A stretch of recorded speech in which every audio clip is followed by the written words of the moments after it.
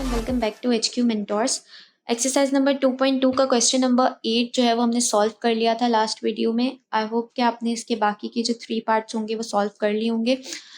अब जो है वो क्वेश्चन नंबर 9 स्टार्ट करेंगे। And question number 9 is the centroid of a triangle whose two vertices are 2, 4, 3, -4 is found to be 3, 1। Find the third vertex. So question बहुत ही easy है। मैंने पूरा जो है वो यहाँ पर ड्रॉ भी कर लिए डायग्राम। सो हमारे पास अगेन ट्राइंगल की बात की जा रही है और हमसे जो है वो सेंट्रोइड। अब इस क्वेश्चन में हमें क्या गिवन है कि हमारे पास 3 वर्टिसेस होते हैं हमें पता है, और जो है वो जो हमारे पास 3 मीडियंस होते हैं उनका जो सेंटर होता है वो हमारे पास सेंट्रोइड कहलाता है। सो इस क्वेश्चन में हमें जो फर्स्ट वर्टेक्स है जो कि वर्टेक्स ए जिसको हमने कंसीडर किया है उसके कोऑर्डिनेट्स भी गिवन है विच इज 2, 4। जो वर्टेक्स बी है उसके कोऑर्डिनेट्स भी गिवन है 3, -4। और हमसे जो थर्ड वर्टेक्स है यहाँ पर आप देख सकते हैं फाइंड द थर्ड वर्टेक्स। हमारे पास जो थर्ड वर्टेक्स है इसके हमें कोऑर्डिनेट्स फाइंड करने को कहा है, और 3, 1 जो है ये हमारे पास सेंट्रोइड के कोऑर्डिनेट्स हैं 3, 1, राइट। सो हमें सेंट्रोइड के कोऑर्डिनेट्स भी गिवन है, हमें फर्स्ट वर्टेक्स के कोऑर्डिनेट्स भी गिवन है, सेकंड के भी, सिर्फ हमसे थर्ड वर्टेक्स के कोऑर्डिनेट्स फाइंड करने को कहा गया। अब जो है वो हमसे गैस का नाम है सोल्यूशन की हेडिंग डालने के बाद मैंने जो है वो हमारे पास जो सेंट्रोइड है उसको मैंने ओ से रिप्रेजेंट किया यहाँ पर, उसको ओ लेट कर लिया, और जो है वो हमारे पास 3, 1 है जो कि हमारे पास ऑब्वियसली XY है। ए जो है जो कि फर्स्ट वर्टेक्स है इसको मैंने x1, y1 कंसीडर कर लिया। बी जो सेकंड वर्टेक्स है इसके कोऑर्डिनेट्स को मैंने x2, y2 कंसीडर कर लिया। और सी जो कि थर्ड वर्टेक्स है जिसके कोऑर्डिनेट्स को हमने फाइंड करना है इसको मैंने x3, y3 कंसीडर कर लिया। सेंट्रोइड का मैंने फॉर्मूला अप्लाई कर दिया यहाँ पर which is x, y is equals to x1 + x2 + x3 divided by 3। And I am really sorry, यहाँ पर होगा y1 + y2 + y3 divided by 3, right. सो इसको आप करेक्ट कर लीजिएगा। अब जो है वो अगर क्वेश्चन सॉल्व करना स्टार्ट करें तो हमारे पास हमने फाइंड किया हमारे पास x एंड y है। सो अब जो है वो ऑब्वियसली हमें सेपरेट लेके चलना पड़ेगा क्योंकि इस क्वेश्चन में हमें x3, y3 फाइंड करना है, लाइक थर्ड वर्टेक्स के कोऑर्डिनेट्स फाइंड करना है, तो हम इसको साथ लेके नहीं चल सकते इस तरह। जब भी आपको सेंट्रोइड के कोऑर्डिनेट्स फाइंड करने हो तो आप इस तरह से जो है वो फॉर्मूले को लेके चल सकते हैं, लेकिन अब हमें क्योंकि थर्ड वर्टेक्स के कोऑर्डिनेट्स फाइंड करने हैं तो हम इस तरह से नहीं चल सकते। सो सबसे पहले तो x को हम लेंगे यहाँ पर और इस साइड पे हम लोग y को सॉल्व करेंगे। सो x को अगर हम लोग सॉल्व करें तो x जो है वो हमारे पास, हमें पता है कि सेंट्रोइड का x कोऑर्डिनेट जो है वो यहाँ पर हमारे पास 3 के इक्वल है। सो यहाँ पर हमारे पास 3 आ जाएगा is equals to x is equals to x1 + x2 + x3 होता है। तो x1 जो है वो हमारे पास 2 है, x2 जो है वो हमारे पास 3 है, और x3 जो है वो हमारे पास x3 ही है क्योंकि ये तो हमने फाइंड करना है। तो हमारे पास बन जाएगा 2 + 3 + x3 एज इट इज रहेगा और डिवाइडेड बाय 3 भी एज इट इज रहेगा। अब अगर इस साइड पर आए तो y जो है वो हमारे पास सेंट्रोइड के कोऑर्डिनेट्स में y जो है वो हमारे पास पहले से गिवन है सेंट्रोइड के कोऑर्डिनेट्स, और उसमें हमारे पास y के 1 है। सो 1 हम लोग एज इट इज लिख देंगे is equals to y1 + y2 + y3 होता है। So 4 -4 and y3 as it is रहेगा। 4 -4 + y3 एज इट इज और डिवाइडेड बाय 3। अब यहाँ पर अगर हम लोग देखें तो ये डिवाइड हो रहा है, हमारे पास जो है वो लेफ्ट साइड पे जाके मल्टीप्लाई होगा तो 3 3 9 हो जाएगा is equals to 2 + 3 + x3 as it is रहेगा। यहाँ पर भी जो है वो 3 1 3 हो जाएगा और 4 -4 + y3 एज इट इज रहेगा। 4 से 4 कैंसिल हो जाएगा। यहाँ पर अगर देखें तो 9 और जो हमारे पास 2 और 3 राइट साइड पे थे तो हम इनको लेफ्ट साइड पे ले आएंगे तो ये -2 एंड -3 बन जाएगी। x3 जो है वो एज इट इज रहेगा। यहाँ पर अगर हम लोग देखें तो y3 जो है वो 3 के इक्वल आ गया। x3 इज इक्वल्स टू हमारे पास 9 - 2 - 3 बन जाएगा -4, और y3 तो हमारे पास पहले से ही आ गया है विच इज 3। तो हमारे पास जो थर्ड वर्टेक्स है जिसको हमने x3 y3 कंसीडर किया है उसके कोऑर्डिनेट्स हमारे पास आ गए हैं -4, 3 and this is our final answer. अच्छा, एक छोटी सी चीज़ मैं यहाँ पे मेंशन करना चाहूँगी कि -4, 3 नहीं होगा, ये 4, 3 होगा, या माइनस का साइन नहीं आएगा, इसलिए क्योंकि 9 - 2 - 3 हमारे पास जो है -2 - 3 हमारे पास 5 हो जाएगा। तो 9 - 5 जो है वो हमारे पास 9 - 5 हमारे पास प्लस का 4 होगा क्योंकि 9 जो है वो ऑब्वियसली ग्रेटर है तो हमारे पास +4 होगा ये। तो यहाँ पर एक छोटी सी मिस्टेक हुई थी, तो हमारा फाइनल आंसर जो है वो 4, -3 आएगा। सो ये आप करेक्ट कर लीजिएगा। Now question number 10 is A is 2/3 the way from 1, 10 to -8, 4 and B is the midpoint of 0, -7, 6, -11. Find the distance A to B. Right? सो अब इस क्वेश्चन में जो है वो अगर हम इसको अच्छा, तो इस क्वेश्चन में जो है वो हमसे कहा जा रहा है कि हमें ए टू बी जो है वो उसका डिस्टेंस फाइंड करना है। दूसरा हमसे ये कहा जा रहा है कि हमें 2 पॉइंट्स गिवन है पी एंड क्यू, जिसके कोऑर्डिनेट्स हमें गिवन है, और हमसे कहा जा रहा है कि ए जो है वो पी एंड क्यू से 2/3 है, विच मीन्स 2:1, राइट। और हमसे दूसरी जगह पर ये कहा जा रहा है कि बी जो है वो मिड पॉइंट है between R and S. R and S के कोऑर्डिनेट्स के दरमियान बी जो है वो मिड पॉइंट है। ए जो है वो 2/3 है पी एंड क्यू से, और हमसे पूछा जा रहा है कि डिस्टेंस क्या होगा ए टू बी का। ए के भी कोऑर्डिनेट्स गिवन नहीं है, बी के कोऑर्डिनेट्स भी गिवन नहीं है। जब कोऑर्डिनेट्स ही गिवन नहीं है तो हम लोग ए टू बी का डिस्टेंस कैसे फाइंड करेंगे? डिस्टेंस फाइंड करने के लिए हमें दोनों के कोऑर्डिनेट्स चाहिए होंगे, राइट। सो सबसे पहले हम ए के कोऑर्डिनेट्स फाइंड करने की कोशिश करेंगे।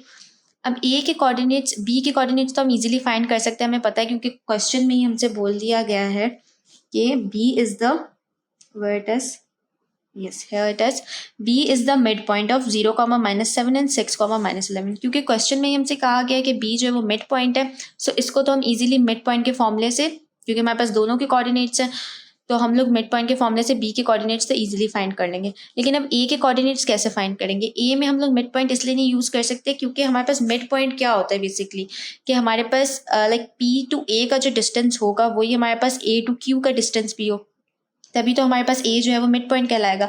लेकिन यहाँ पर तो हमें पहले से 2:1 दे दिया गया है, 2/3 कह दिया गया है। तो इसका मतलब कि यहाँ पर हम लोग मिड पॉइंट का फॉर्मूला यूज़ नहीं कर सकते क्योंकि दोनों का डिस्टेंस जो है वो ए से सेम नहीं है। सो अब सबसे पहले ए का फाइंड करेंगे हम लोग कोऑर्डिनेट्स। तो ए के फाइंड करने के लिए सबसे पहले तो मैं यहाँ पर लिखती हूँ फॉर ए, जिसको मैंने यहाँ पर XY से ही रिप्रेजेंट किया हुआ है, राइट। अब इसमें हमारे पास क्या है, सबसे पहले p के कोऑर्डिनेट्स हैं, तो p जो है वो हमारे पास 1, 10 है, q जो है वो हमारे पास -8, 4 है, और हमारे पास अगर हम लोग बात करें तो हमारे पास 2:1 गिवन है, 2/3 which is means 2:1।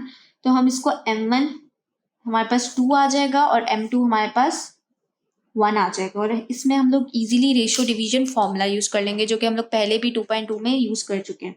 So ratio division formula हमारे पास क्या होता था, xy is equals to m1x2 plus m2x1 divided by m1 plus m2, comma m1y2 plus m2y1 divided by m1 plus m2। मैंने एक और चीज़ भी बताई थी कि रेशियो डिवीजन फॉर्मूला में हमारे पास जो है वो 2 फॉर्मूलाज होते थे। जो प्लस वाला होता था वो इंटरनली डिवीजन के लिए होता था, और जो माइनस वाला होता था वो एक्सटर्नली डिवीजन के लिए होता था, जिसमें दोनों जगहों पे माइनस आ जाता था। लेकिन मैंने साथ ये भी बताया था कि जब तक एक्सटर्नली डिवीजन का ना पूछा जाए, आपके पास क्वेश्चन में कुछ भी ऐसा मेंशन ना हो, तो आप हमेशा क्या करेंगे, इंटरनली डिवीजन यानी कि प्लस वाला ही फॉर्मूला यूज़ करेंगे, राइट। सो हमने भी वही किया कि प्लस वाला फॉर्मूला यूज़ किए। एक्स वाई तो एज इट इज रहेगा। यहाँ पर अगर हम लोग देखें तो हमारे पास m1 जो है वो 2 के इक्वल है। x2 को अगर हम लोग देखें तो x2 हमारे पास यहाँ पर -8 के इक्वल है, प्लस अगेन m2 जो है वो 1 के इक्वल है, और x1 जो है वो हमारे पास 1 के इक्वल है, divided by m1 plus m2 का मतलब है 2 + 1, कॉमा m1 जो है वो हमारे पास 2 के इक्वल है, y2 जो है वो हमारे पास 4 के इक्वल है, प्लस m2 जो है वो हमारे पास 1 के इक्वल है, एंड y1 हमारे पास 10 के इक्वल है, divided by 2 + 1 which means m1 plus m2। अब हम लोग क्या करेंगे कि इसको सिंपली जो है वो हम लोग कैलकुलेटर में पुट करेंगे। सो हमारे पास सबसे पहले आ जाएगा 2 × -8 + 1 डिवाइडेड बाय 3, और ये हमारे पास आ जाएगा -5। सो यहाँ पर मैंने लिख दिया इज इक्वल्स टू -5, और जब हम इसको सॉल्व करेंगे तो ये हमारे पास बन जाएगा 6, यस ये 6 ही बनेगा। सो -5, 6 जो है वो हमारे पास इसका आंसर आ गया, यानी कि हमारे पास ए के कोऑर्डिनेट जो है वो -5, 6 आ गए। इधर हम लिख भी लेंगे ए -5, 6 ताकि अच्छे से याद भी रहे। अब जो है वो बी के कोऑर्डिनेट्स की बारी आई है। अब बी के कोऑर्डिनेट्स तो हम इजीली फाइंड कर लेंगे क्योंकि क्वेश्चन में मेंशन था कि बी जो है वो मिड पॉइंट है आर एंड एस के बीच में। सो हम लोग बी के कोऑर्डिनेट्स के लिए जो है वो मिड पॉइंट का फॉर्मूला यूज करेंगे, जो कि हमारे पास होता है x, y is equals to x1 plus x2 divided by 2, y1 plus y2 divided by 2। अब इसमें अगर हम लोग देखें तो बी जो है वो मिड पॉइंट है आर एंड एस का, तो आर के कोऑर्डिनेट्स जो है वो हमारे पास है 0, -7 एंड एस के कोऑर्डिनेट्स हैं 6, -11, राइट। सो अब जो है वो x y as it is रहेगा, x1 प्लस x2 का मतलब है 0 plus 6 divided by 2, y1 plus y2 का मतलब है -7 -11 divided by 2, x, y as it is रहेगा, ये हमारे पास बन जाएगा 6 डिवाइडेड बाई 2 और ये हमारे पास हो जाएगा -18 divided by 2। So 2 9s are 18, 2 3s are 6। सो हमारे पास फाइनल आंसर जो है वो बी के कोऑर्डिनेट्स जो है वो हमारे पास आ जाएंगे, ये हमारे पास बन जाएगा 3, -9। तो ये आ गया हमारे पास बी के कोऑर्डिनेट्स। अब ए और बी के कोऑर्डिनेट्स तो हमने फाइंड कर लिए, लेकिन हमारे पास मेन पर्पस क्या था कि हमें फाइंड क्या करना था, हमें लेंथ फाइंड करनी थी ए और बी की। सो अब डिस्टेंस फाइंड करना था हमें ए टू बी का। सो डिस्टेंस फाइंड करने के लिए अब हमारे पास जो है वो ही डिस्टेंस वाला फॉर्मूला यूज होगा। सो सबसे पहले तो हम ए टू बी का डिस्टेंस फाइंड कर रहे हैं, साथ ही हमारे पास लिख लेते हैं यहाँ पर कि हमारे पास ए के कोऑर्डिनेट्स जो हैं वो आए हैं -5, 6 और हमारे पास बी के कोऑर्डिनेट्स आए हैं 3, -9। ये हमारे पास x1 y1 और ये हमारे पास x2 y2। फॉर्मूला जो है वो मेंशन करेंगे डिस्टेंस का, जो कि हमारे पास होता है √x2 - x1 का whole square plus y2 - y1 का whole square, right. Formula mention करने के बाद जो है वो हम लोग पुट करेंगे इसमें, तो ए टू बी तो एज इट इज रहेगा, √x2 - x1 का मतलब है 3 - 5, माइनस माइनस प्लस हो जाएगा तो 3 + 5 का whole square plus y2 - y1 का मतलब है -9 - 6 का होल स्क्वायर। इस पूरे को जो है वो डायरेक्टली कैलकुलेटर में मैं पुट कर रही हूँ, तो 3 + 5 का होल स्क्वायर प्लस -9 - 6 का होल स्क्वायर। सो ये हमारे पास बन जाएगा 17, राइट। सो ए टू बी का जो डिस्टेंस है वो हमारे पास आ गया है 70 units. Now question number 11 is show that the 4 points 0, -1, 4, -3, 8, 5 and 4, 7 are the angular points of a rectangle. So ये क्वेश्चन जो है, इस टाइप का क्वेश्चन जो है वो काफ़ी बार रिपीट हो चुका है। पहले जो है वो पैरेललोग्राम के लिए आया था, फिर आइसोसेलेस ट्रायंगल के लिए भी आया था। सो अब जो है वो इस बार इन लोगों ने रेक्टेंगल के लिए दे दिया। सो इस क्वेश्चन में जो है वो हम क्या करेंगे, हमें पता है कि हमारे पास रेक्टेंगल के भी 4 वर्टिसेस होते हैं। सो इन्होंने हमें जो है वो हर वर्टेक्स के जो कोऑर्डिनेट्स हैं वो हमें दे दिए हैं। हमसे कहा जा रहा है कि शो करें कि ये जो हमारे पास वर्टिसेस हैं ये रेक्टेंगल के ही वर्टिसेस हैं। हमने शो करना है कि जो हमें वर्टिसेस गिवन है, जो वर्टिसेस के हमें कोऑर्डिनेट्स गिवन हैं, ये रेक्टेंगल के ही कोऑर्डिनेट्स हैं, रेक्टेंगल के ही वर्टिसेस हैं।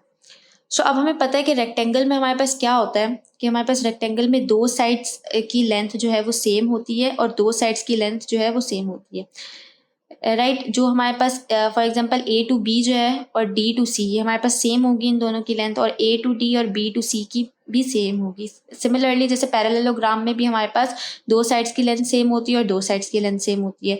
अगर स्क्वायर की बात करें तो स्क्वायर में जब हमारे पास चारों साइड्स की लेंथ सेम होती है। अगर आइसोसेलेस ट्रायंगल की बात करें तो उसमें हमारे पास 2 साइड्स की लेंथ सेम होती है, जबकि एक साइड की लेंथ जो है वो डिफरेंट होती है। इसी तरह अगर इक्विलैटरल ट्रायंगल की बात करें तो उसमें सारी साइड्स जो होती हैं उनकी लेंथ सेम होती है। सो रेक्टेंगल में क्या होता है कि हमारे पास 2 साइड्स की लेंथ सेम होती है और 2 साइड्स की लेंथ डिफरेंट होती है पहली 2 साइड से, लेकिन वो भी सेम होती हैं। सो अब जो है इसको प्रूव करने के लिए हम लोगों को सबसे पहले क्या करना पड़ेगा कि हमें ए टू बी की लेंथ फाइंड करनी पड़ेगी, right. So A to B की लेंथ फाइंड करेंगे सबसे पहले। ए टू बी के लिए हम लोगों के पास वही अगेन फॉर्मूला लगेगा x2 - x1 का होल स्क्वायर। अच्छा, अब इस क्वेश्चन में ना मैं बार बार फॉर्मूला मेंशन नहीं करूँगी, क्योंकि आई होप कि अब तो आपको ये रट चुका होगा और आप लोग भी इरिटेट हो रहे होंगे कि बार बार क्यों लिख रही है। तो इसकी वजह से मैं डायरेक्टली इसको सॉल्व करूँगी। ए टू बी के लिए हमारे पास रूट x2 माइनस x1 का whole square plus y2 minus y1 होता है। अच्छा, ए के कोऑर्डिनेट्स हमारे पास जो है वो 0, -1 है और बी के कोऑर्डिनेट्स हमारे पास 4, -3 है। So according to formula x2 minus x1 का मतलब है 4 माइनस 0 का whole square plus y2 minus y1 का मतलब है -3 माइनस 1। अच्छा, माइनस है यहाँ पर भी माइनस है तो माइनस माइनस प्लस हो जाएगा प्लस 1 का whole square. So A to B हमारे पास बन जाएगा 4 का स्क्वायर हमारे पास बन जाएगा 16 प्लस -3 प्लस 1 हमारे पास -2 बनेगा और -2 का स्क्वायर जो है वो हमारे पास 4 बन जाएगा। माइनस जो है वो ऑब्वियसली खत्म हो जाएगा क्योंकि माइनस माइनस हमारे पास प्लस होता है। सो हमारे पास 16 प्लस 4 जो है वो हो जाएगा 20। सो ए टू बी जो है वो हमारे पास बन जाएगा √20 यूनिट्स, राइट। अब ए टू बी तो हमने फाइंड कर लिया। अब इसी तरीके से हम लोग जो है वो डी टू सी फाइंड करेंगे। अब डी टू सी के लिए हमारे पास जो है वो हमें पता है कि जो पैरेलल साइड होती है उसकी लेंथ सेम होती है। सो अब डी टू सी हमने फाइंड करना है और उसका भी √20 यूनिट्स ही आना चाहिए, राइट। सो डी के जो है हमारे पास कोऑर्डिनेट्स है 4, 7, जबकि सी के कोऑर्डिनेट्स है हमारे पास 8, 5। अब अकॉर्डिंग टू फॉर्मूला हमारे पास x2 माइनस x1 का होल स्क्वायर होता है। सो इसके अकॉर्डिंगली x2 जो है वो यहाँ पर 8 है और x1 जो है वो हमारे पास 4 है, तो 8 माइनस 4 का होल स्क्वायर प्लस y2 जो है वो हमारे पास 5 है माइनस y1 हमारे पास 7 है तो 7 का whole square. D to C is equals to, इस पूरे को मैं जल्दी से जो है वो इसमें ही सॉल्व कर लेती हूँ। सो 8 माइनस 4 का होल स्क्वायर प्लस 5 माइनस 7 का होल स्क्वायर। सो हमारे पास 20 बन रहा है, राइट। सो हमारे पास बन गया √20 यूनिट्स। 20 यूनिट्स भी करके लिख सकते हैं यहाँ पर। अगर आप उसको जो है वो रूट से बाहर निकालना चाहते हैं तो आप इसको 2√5 करके भी लिख सकते हैं। वैसे बेहतर रहेगा कि आप लोग 2√5 भी लिखें। मैंने यहाँ पर 20 यूनिट्स लिख दिया। सो हमारे पास ए टू बी और डी टू सी दोनों की जो लेंथ है वो सेम आ गई है √20 units, right.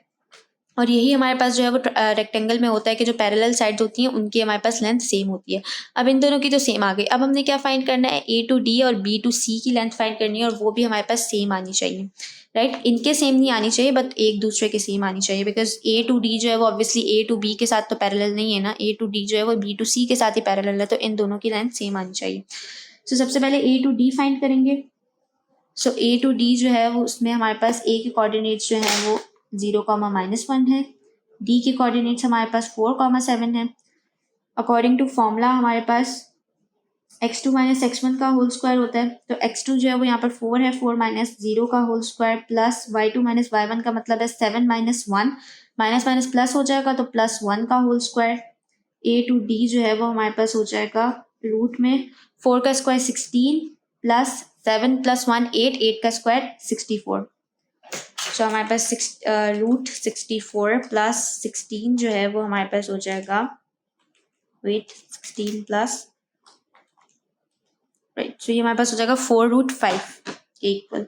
So A to D जो है वो हमारे पास आ गया है 4√5 यूनिट्स।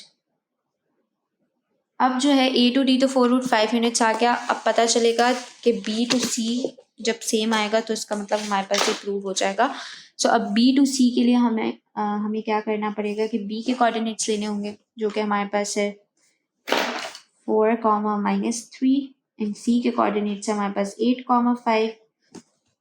हमारे पास जो फॉर्मूला होता है वो होता है x2 माइनस x1 का whole square plus y2 minus y1 का होल स्क्वायर। सो 8 माइनस 4 का होल स्क्वायर प्लस 5 + 3 का होल स्क्वायर, बिकॉज माइनस का 3 है और फिर हमारे पास फॉर्मूले में भी माइनस होता है तो माइनस माइनस प्लस हो जाएगा। इसको जल्दी से जो है वो कैलकुलेटर में पुट कर लेते हैं तो हमारे पास बन जाएगा 5 + 3 का होल स्क्वायर। सो ये भी हमारे पास बना 4√5 यूनिट्स। बी टू सी भी हमारे पास बना 4√5 यूनिट्स। सो फाइनली हमारे पास जो है वो ये बन गया है कुछ। हमारे पास ये जो है वो 2√5 यूनिट्स बना था विच मीन्स 20। अगर आप इसको रूट में सॉल्व कर लेंगे तो फिर ये बन जाएगा 4√5 इसका बना है और बी टू सी का भी 4√5 यूनिट बना है। तो इसका मतलब कि हमारे पास जो पैरेलल साइड्स थी उनकी जो है वो लेंथ सेम आ गई है। तो मीन्स के क्वेश्चन जो है वो हमने प्रूव कर लिया है। Now question number 12 is Find the coordinates of the incenter of the triangle whose angular points are respectively 2,8, 8,2 and 9,9. सो इस क्वेश्चन में हमसे इन सेंटर की बात की जा रही है और यहाँ पर मैंने एक रफ सी फिगर ड्रॉ कर ली है। हमारे पास ट्रायंगल है, ट्रायंगल के हमें पता है कि जो है वो 3 वर्टिसेस होते हैं ABC।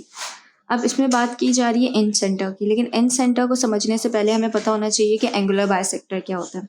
सो एक ऐसी रे, एक ऐसी लाइन सेगमेंट जो कि अपने ही एंगल को जो है वो डिवाइड कर रही हो। और यहाँ पर अगर आप देख सकते हैं कि यहाँ से एक रे पास हो रही है जो कि अपने एंगल को तो डिवाइड कर रही है, साथ साथ अपने ऑपोजिट साइड पे जो सर्कल है उसमें भी डिवीजन कर रही है एंगल में। सो इसको हम एंगुलर बाइसेक्टर कहते हैं। और जब हमारे पास जो तीनों वर्टिसेस हैं इनमें से एक एक जो है वो लाइन सेगमेंट एक एक एंगुलर बाइसेक्टर निकल रहा है, तो इनका जो मिड पॉइंट है जहाँ पर ये तीनों बाइसेक्ट कर रही हैं, इंटरसेक्ट कर रही हैं, वो हमारे पास इन सेंटर कहलाता है, राइट। अब यहाँ पर जो है वो ए वर्टेक्स जो है उसके सामने हमने ए ले लिया है, सी के सामने जो है वो स्मॉल सी ले लिया और बी के अपोजिट पे स्मॉल बी ले लिया। अब क्वेश्चन में हमसे कहा जा रहा है कि हमने जो है वो इन सेंटर फाइंड करना है ट्राइंगल का। सो इसके लिए सबसे पहले तो जो क्वेश्चन में गिवन है वो लिख लेंगे। अब यहाँ पर अगर पार्ट 1 है हमारा, तो इसमें हमारे पास 2,8, 8,2 एंड 9,9 गिवन है हमारे पास वर्टिसेस। तो हमने लेट कर लिए, लेट ए 2,8, बी 8,2 एंड सी 9,9। अब ये तो हमने लेट कर लिया, लेकिन अगर हम लोग यहाँ पर देखें तो इन सेंटर हमें फाइंड करना है। इन सेंटर का फॉर्मूला हमारे पास होता है XY is equals to AX1 plus BX2 plus CX3 divided by A plus B plus C। इसी तरीके से y के लिए होता है AY1 plus BY2 plus CY3 divided by A plus B plus C,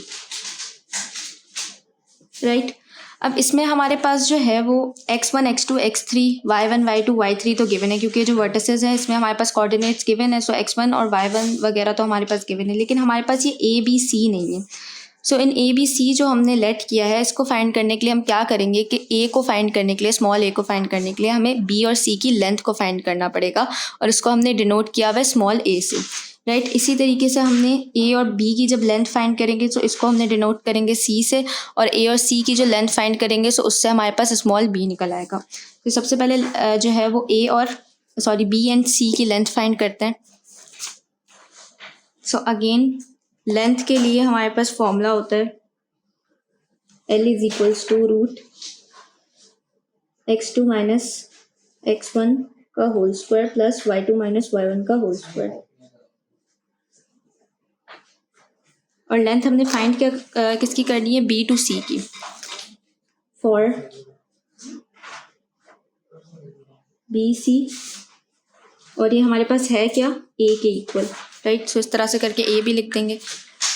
अब फाइंड करते हैं, B टू C फाइंड करना है तो हमारे पास B के कोऑर्डिनेट्स और C के कोऑर्डिनेट्स होने चाहिए। तो अगर यहाँ पर हम देखें तो हमारे पास B के कोऑर्डिनेट्स हैं 8,2 और C के कोऑर्डिनेट्स हैं 9,9, राइट। अब लेंथ फाइंड करेंगे, BC is equals to A। आप सिंपल A भी लिख सकते हैं, अगर चाहें तो उस तरह से भी लिख सकते हैं, इसमें कोई प्रॉब्लम नहीं है। रूट, अब यहाँ पर x2 हमारे पास 9 और x1 जो है वो 8 है, तो 9 माइनस 8 का होल स्क्वायर प्लस y2 यहाँ पर 9 है और y1 2 है, तो 9 माइनस 2 का होल स्क्वायर, राइट। इस पूरे को जो है वो कैलकुलेटर में पुट कर लेंगे। 9 माइनस 8 का होल स्क्वायर प्लस 9 माइनस 2 का होल स्क्वायर। सो हमारे पास बन जाएगा 5√2। सो ए तो हमारे पास आ गया 5√2 यूनिट्स। अब ए तो हमने फाइंड कर लिया। अब इसी तरह से बी फाइंड करेंगे। बी फाइंड करने के लिए हमें ए टू सी की लेंथ फाइंड करनी पड़ेगी। तो अब ए टू सी की फाइंड करेंगे। और A to C is equals to B. So अब ए टू सी फाइंड करने के लिए हमारे पास ए के कोऑर्डिनेट्स होने चाहिए जो कि 2,8 है, और सी के कोऑर्डिनेट्स 9,9, राइट।